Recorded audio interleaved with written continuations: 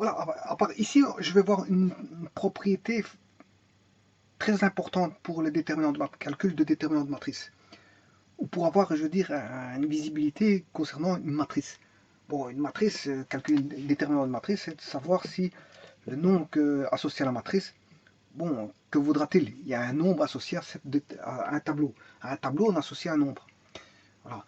Mais ce nombre, il a deux possibilités. Soit il vaut rien du tout, c'est-à-dire il vaut 0, ou soit il vaut quelque chose, il est différent de 0. Voilà. Soit il vaut rien du tout, il vaut 0, soit il vaut quelque chose, et s'il vaut quelque chose, il vaut différent de 0. Bon, ce quelque chose différent, bon, on sait le calculer facilement au travers de la définition et par les propriétés des matrices ou encore par des règles spécifiques qui permettent de calculer à moindre coût, bien sûr, le déterminant du matrice. Maintenant, un déterminant de matrice peut être nul en le voyant directement. Alors, une des manières de voir, il peut s'avérer que la matrice possède une ligne ou une colonne de 0. Alors, ligne ou colonne, c'est une rangée. Une rangée, c'est soit une ligne ou une colonne. Alors, ici, j'ai pris pour les lignes. Alors, par exemple, si je calcule ceci, 1, 2, 3, voilà. Je vais calculer par la méthode de Sarus. Je recopie celui-ci et je recopie la deuxième colonne et j'ai pas besoin de celui-là. Bon, on fait la somme des produits descendants. J'ai un 0, donc ça fait 0. Celui-là, ça fait 0. Ici, je ne l'ai pas bien mis. Je vais le reculer. Voilà, pour avoir ceci. C'est plutôt celui-là qui est bien mal mis. Voilà. Et là, ça fera 0. Donc, vous voyez, vous avez un 0 partout. Là, j'ai un 0. Là, j'ai un 0. Le 0, il est absorbant par la multiplication. Donc, il va absorber tous les nombres qui sont autour de lui. Donc, ça fera 0. 0 plus 0 plus 0. Là, on a encore un 0. Là, on a encore un 0. Là, on a encore un 0.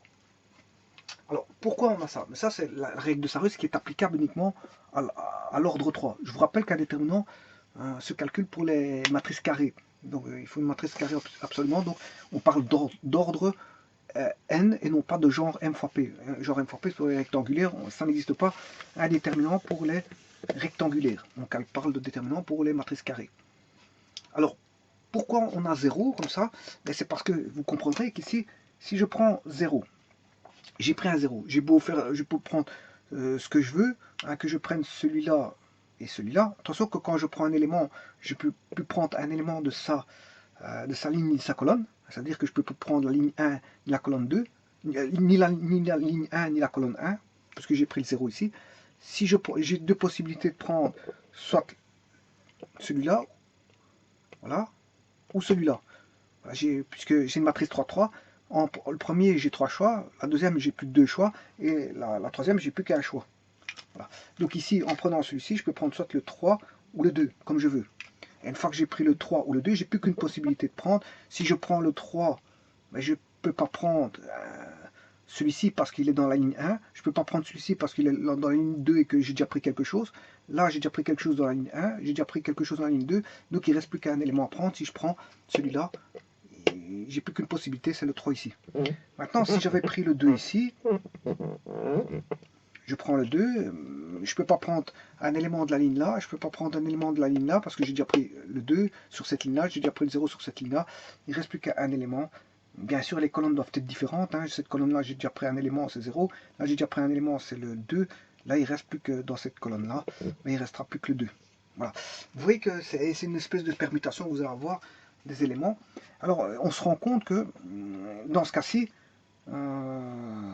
quand je prends un élément, si je prends celui-ci, il vaudra 0, j'aurais pu multiplier par celui-là, celui-là et celui-là, ça fera 0, parce qu'il contient 0. Maintenant, si je prends celui-là et celui-là, il contient aussi un 0.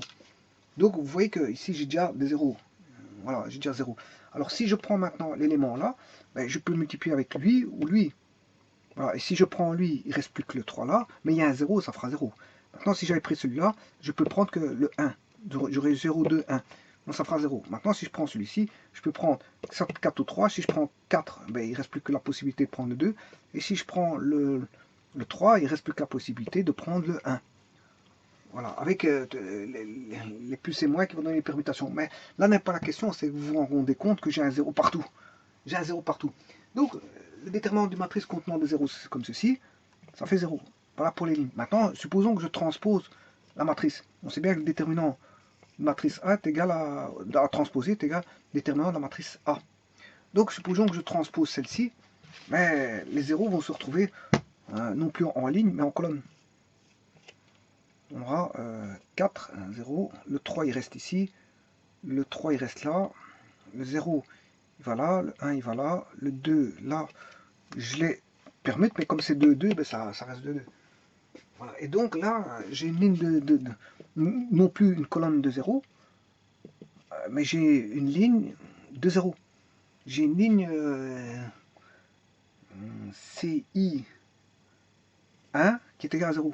I étant l'indice de ligne. Ligne 1, ligne 2, ligne 3. Par contre, ici, on a C1, première ligne, et n'importe quelle colonne, qui est I égale 0. C1, CI1 égale 0 et C1I égale 0 ici. Donc ici, quand on a un ensemble de 0 comme ceci, le déterminant, oui, j'ai oublié quelque chose. Ça, c'est une matrice parce qu'il faut que j'enlève pour calculer le déterminant. Il faut que j'enlève les deux barres là. Voilà, là je calcule le déterminant. Là, comme ça, je peux associer un nombre qui, voilà, il vaut 0. Voilà, ça c'est le déterminant de la matrice. Bon, donc ici, les zéros sont en ligne et là, les zéros sont en colonne. Donc, ce qui veut dire que si vous avez des zéros, une ligne ne suffit pour que le déterminant soit nul. Si j'ai des zéros ici, ou une colonne de 0 vaut 0. Voilà. Maintenant, si vous avez ceci, ben, le déterminant, il vaut aussi 0. Si vous avez ceci, il n'y a pas besoin de deux colonnes ou deux lignes. Il suffit d'une ligne ou d'une colonne de 0 pour avoir 0. Voilà, donc là, le déterminant, il vaut aussi 0. Et là, c'est encore pire. Là, vous avez la matrice nulle, il n'y a rien dedans. Voilà, et le déterminant de la matrice nulle, ben, il vaut 0. Voilà. Alors, je vous rappelle que le déterminant de la matrice unité, il vaut 1. Mais le déterminant de la matrice nulle, qui est ici, il vaut 0.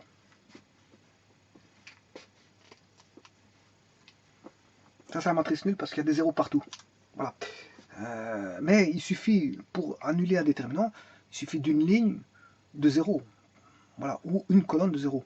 Bon, les propriétés déterminants, quand c'est valable pour les ranger pour une ligne. Si c'est valable pour une ligne, c'est valable pour les colonnes aussi. Voilà, je vous remercie.